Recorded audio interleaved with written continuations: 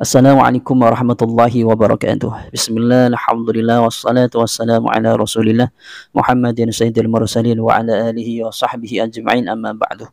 Ikhwana dan muslimin yang dimuliakan Allah, pada kesempatan kali ini kita akan menanggapi salah satu video dari Pak Gembul yang mengomentari tentang masalah kitab Ta'lim wa Ta'lim. Untuk menyingkat waktu, langsung kita saksikan videonya, kemudian nanti kita komentari. Seperti ini itu juga diklaim sebagai kitab Islam padahal bukan. Salah satu yang mencolok, nah ini saya pasti dihujat nih. Salah satu yang paling mencolok adalah kitab Ta'lim wa Ta'lim. Kitab Ta'lim wa Ta'lim itu siapa penulisnya, riwayat hidupnya tidak jelas, kapan dia meninggal dan kapan dia dilahirkan juga tidak terlalu jelas dan sebagainya. Tetapi kitab ini dipuja dan dijadikan pedoman sebelum orang-orang pesantren belajar apapun, dia pasti belajar ini dulu tentang adab. Dari video tersebut ya, kalau kita lihat Pak Gembul itu lucu begitu bahasanya. Dari video tersebut saya menyimpulkan dua kesimpulan. Pertama, Pak Gembul ini menganggap kitab Ta'lim wa Ta'lim bukan kitab Islam. Entah seperti apa sebenarnya anggapan atau pemahaman dari Pak Gembul itu satu kitab bisa dikatakan kitab Islam. Apa yang dimaksud kitab Islam itu hanya Al-Quran dan hadis atau seperti apa, saya kurang paham. Yang jelas Pak Gembul mengatakan kitab Ta'lim wa Ta'lim bukan kitab Islam. Itu ya. Kemudian kedua, Pak Gembul mengatakan ketidakjelasan kelahiran Imam Az-Zarnuji dianggap tidak layak kitab ini dibuat suatu pegangan. Begini, Pak Gembul itu kalau berpikir bahwasan kitab Ta'lim wa Ta'lim bukan kitab Islam, kalau yang dimaksud bukan kitab Al-Quran dan hadis memang benar. Akan tetapi kalau bukan kitab Islam dalam artian bukan buah pemikiran dari Al-Quran atau hadis atau buah pemikiran di dalam Islam, itu sangat keliru sekali. Kemudian saya akan menampilkan beberapa komentar ulama atau pujian ulama terhadap kitab Ta'lim wa Ta'lim. Teman-teman nanti bisa buka di kitab Ta'lim wa Ta'lim atau di sarahnya ya. Pertama kita lihat pujian dari Syekh Muhyiddin Abdul Qadir bin Abil Wafa Muhammad bin Nasrillah bin Salim al-Qurshi al-Misri al-Hanafi. Beliau wafat pada tahun 775. Beliau mengatakan begini. Beliau ini punya karangan kitab Al-Jawahir Al-Madiyah fi Tabaqatil Hanafiyah. Beliau mengatakan atau memuji terhadap Syekh Az-Zarnuji dengan mengatakan burhanul Islam min talamidati sahibil hidayah. Musannifu kitab atau musannifu kitab Ta'lim wa Ta'lim tariqut ta'allum huwa nafisun mufidun. Beliau memuji bahwasanya kitab Ta'lim wa Ta'lim ini bahwasanya kitab ini adalah kitab yang sangat bagus, yang banyak memberikan satu faidah. Jadi salah satu syekh yang hidup pada tahun 700-an yaitu Syekh Muhyiddin Abdul Qadir bin Abil Wafa, beliau mengatakan kitab Ta'lim wa Ta'lim kitab yang bagus, yang banyak memberikan faidah. Kemudian pada era sekarang muncul Pak Gembul yang latar belakangnya bukan anak pesantren, yang latar belakangnya hanya orang yang membaca di terjemahan ini dan itu, kemudian mengatakan kitab Ta'lim wa Ta'lim bukan kitab Islam, yang tidak pantas orang-orang Islam merujuk kepada kitab ini. Jangan dibuat rujukan, karena nanti peradaban Islam atau pendidikan Islam tidak akan maju. Itu kan aneh, kan lucu. Kayak begini sebenarnya menurut saya. Seperti saya kan basicnya adalah pesantren, bukan otomotif ya. Kemudian saya ujuk-ujuk belajar di internet, kemudian mengomentari tentang masalah otomotif. Itu kan lucu sebenarnya. Mungkin bagi orang-orang yang tidak paham, karena penyampaian saya bagus, mungkin misalnya begitu, dianggap saya hebat. Tapi bagi orang yang paham, saya kan diketawai begitu. Ngomong apa orang ini begitu sebenarnya. Seperti Pak Gembul ini. Dia tidak berlatar belakang pesantren, tidak paham tentang masalah kitab kuning, dia hanya belajar di terjemahan ini dan itu, kemudian menyimpulkan bahwa kitab Ta'lim wa Ta'lim bukan kitab Islam. Jangan orang-orang Islam ini merujuk kepada kitab Ta'lim wa Ta'lim karena nanti pendidikan Islam tidak akan maju. Itu kan lucu begitu.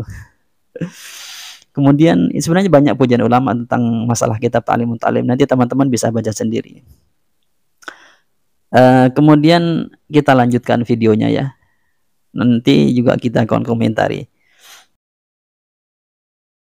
Apakah adab terhadap guru itu seperti itu yang dijelaskan dalam Islam? Tidak semuanya seperti itu. Itu adalah bagian kecilnya. Lebih banyak cerita tentang patronasi kebudayaan pada waktu itu daripada menceritakan tentang adab Islam terhadap guru yang sesungguhnya. Tapi itu kemudian dipakai sampai sekarang dan dianggap sebagai penulisnya dianggap sebagai bapak pendidikan Islam, dan akhirnya apa, pendidikan Islam berpola seperti itu tidak berkembang. Ketika peradaban-peradaban yang lain maju dengan psikologi pendidikan, dengan manajemen pendidikan, dengan apa, kita masih terjebak pada metode dan pola pikir pendidikan masa lalu hanya gara-gara kitab ini dianggap sebagai kitab sakral yang bagian dari video itu ya teman-teman, mungkin ketika nonton ini ya ketawa juga ya.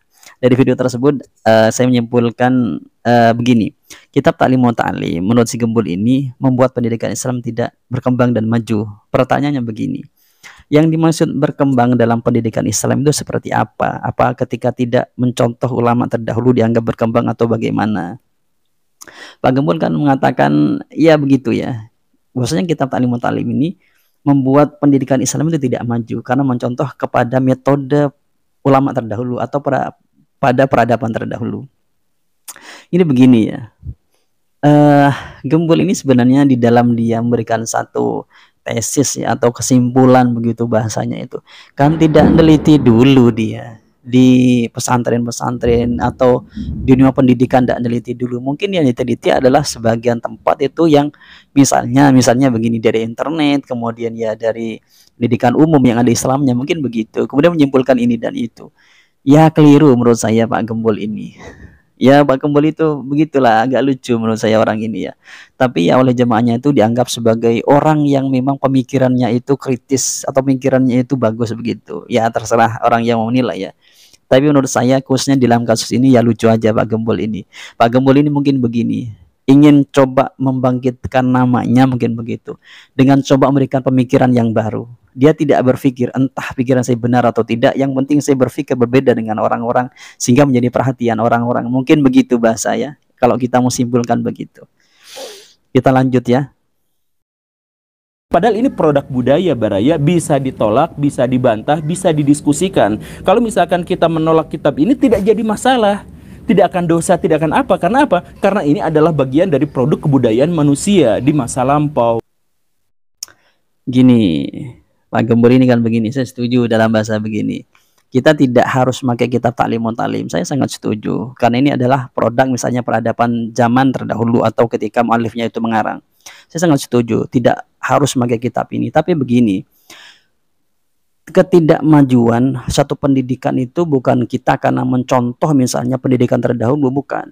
Di pesantren itu, kitab Ta'lim wa Ta'lim itu dijadikan satu rujukan untuk mengembangkan satu metode yang baru begitu.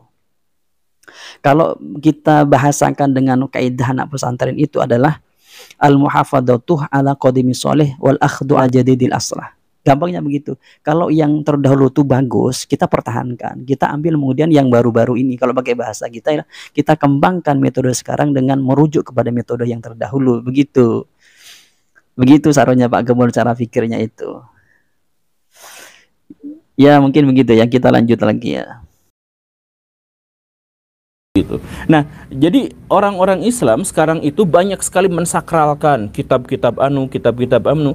Ya padahal kitab-kitab anu itu hanya gara-gara dia berbahasa Arab dan ditulis oleh orang Arab atau oleh orang yang berbahasa Arab, bukan berarti dia lantas menjadi kitab Islam gitu.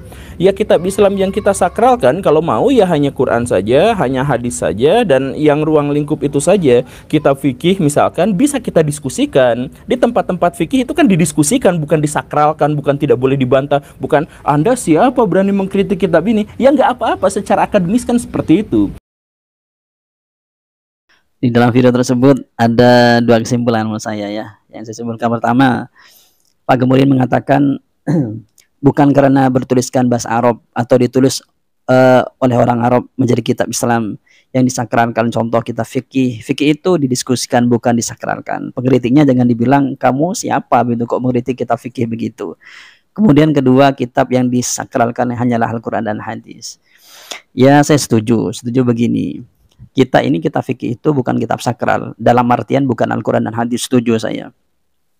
Tapi begini, seseorang boleh mengkritik apapun, boleh dia. Tapi dia harus tahu tempat begitu. Kalau saya contohkan seperti tadi, kalau saya adalah basicnya pesantren, jangan coba kalau saya tidak punya ilmu otomotif atau perbengkelan bahasanya begitu. Jangan coba mengkritik perbengkelan atau otomotif. Orang itu bukan merasa atau bukan orang tidak akan mengatakan kepada saya adalah orang hebat, tapi orang akan menertawakan saya, begitu. Seperti itu Pak Gembul ini. Dia bukan basicnya pesantren, dia bukan basicnya orang yang ahli di dalam bidang misalnya baca kitab atau yang dalam ilmu agama yang lainnya, cuman membaca ini dan itu dengan terjemahan pula. Dia kemudian mengomentari ini dan itu tentang masalah misalnya pendidikan Islam. Ini kan lucu sebenarnya. Begitu. Kemudian begini Pak Gembul, ketika kamu mengatakan bahwasannya yang disakralkan hanya Al-Quran dan hadis, itu sebenarnya keliru juga. Keliru dalam artian begini, hadis ini kan banyak, ada yang sahih, ada yang hasan, ada yang dhaif, dan ada yang maudhu. Kalau kamu ini mensakralkan kita hadis yang maudhu misalnya begitu, itu keliru seperti itu. Kamu harus juga berjelas hadis yang sahih begitu, perkataan Nabi yang sahih begitu Pak Gembul. Ya itulah bicaranya orang-orang yang coba berpikir dengan pemikiran yang katanya adalah pemikirannya itu pembaharuan di dalam pemikiran, yang biasa disebut sebagai liberal ya. Tapi ya seperti itu kualitasnya sebenarnya ya. Kemudian kita lanjut ya. Jadi orang-orang zaman dulu bisa saja jauh lebih cerdas daripada kita, tetapi orang-orang zaman sekarang itu berhasil mengakumulasikan pengetahuan yang jauh lebih luas daripada yang mereka miliki. Jadi misalkan Imam Syafi'i sangat-sangat cerdas, dan anggaplah bahwa kita memang tidak mungkin bisa mengungguli kecerdasannya. Tetapi Imam Syafi'i tidak pernah baca Bukhari dan Muslim dan kitab Imam Abu Dawud dan kitab An-Nasai dan sebagainya, yang kita bisa melakukan itu. Kita bahkan bisa membaca semua kitab Imam Syafi'i. Lucu ya narasi dari Pak Gembul itu. Imam Syafi'i tidak membaca kitab Sahih Bukhari dan Muslim begitu. Sedangkan kita bisa membaca itu. Kemudian kita bisa membaca semua kitab-kitab Imam Syafi'i. Mungkin bahasanya begini, kita tidak secerdas Imam Syafi'i, tapi pengetahuan kita dalam membaca mungkin lebih dari beliau begitu. Ya lucu juga seperti itu bahasanya ya. Begini, Pak Gembul ini meskipun misalnya membaca kitab Imam Syafi'i semuanya ya, mungkin hanya baca terjemahnya saja. Itu pun kalau paham begitu. Saya yakin tidak paham dia. Apalagi suruh baca kitab kuning ya, yang gak ada harakatnya ya, paling dia hanya gitu bahasanya ya. Ya begitulah saya lucu Pak Gembul itu.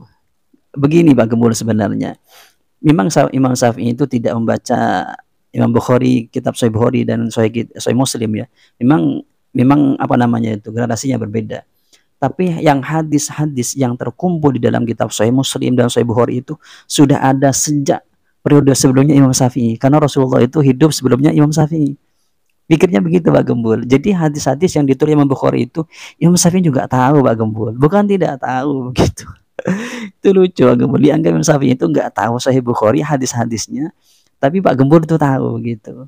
Itu kelirunya Pak Gembul. Ingat Pak Gembul, Imam Syafi'i mungkin memang tidak membaca kitab Sahih Bukhari, Sahih Muslim karena memang periodenya berbeda. Akan tetapi hadis yang tertulis di kitab Sahih Muslim dan Sahih Bukhari, Imam Syafi'i itu tahu juga tentang masalah hadis itu. Makanya beliau disebut sebagai mujtahid, mutlak begitu Pak Gembul. Ya apa ya Pak Gembul ya. Menurut saya Pak Gembul, antum itu jadi orang itu bolehlah, jadi orang yang mungkin ingin terkenal bolehlah, tapi memakai jalan yang memang jangan nyeleneh banget, tapi sedikit nyeleneh boleh seperti itu, tapi jangan nyeleneh banget ya tuh, jangan pikiran kayak tadi. Imam Syafi'i tidak membaca Sahih Muslim dan Sahih Bukhari, kita kan bisa membaca, bahkan kita bisa membaca semua kitab Imam Syafi'i gitu. Jangan keterlaluan seperti itu. Apa ya, mungkin bahasanya itu, mungkin bahasa kasarnya bodohnya, jangan sampai seperti itu. Di kitab Sahih Muslim dan Sahih Bukhari itu hadis-hadisnya Imam Syafi'i tahu semua Pak Gembul, itu bukan tidak tahu Pak Gembul. Kalau tidak tahu maka Imam Syafi'i tidak dikatakan sebagai mujtahid mutlak begitu. Ya mungkin begitu ya tanggapan saya terhadap video dari Pak Gembul ya. Yang dari kami kurang lebihnya, assalamualaikum warahmatullahi wabarakatuh.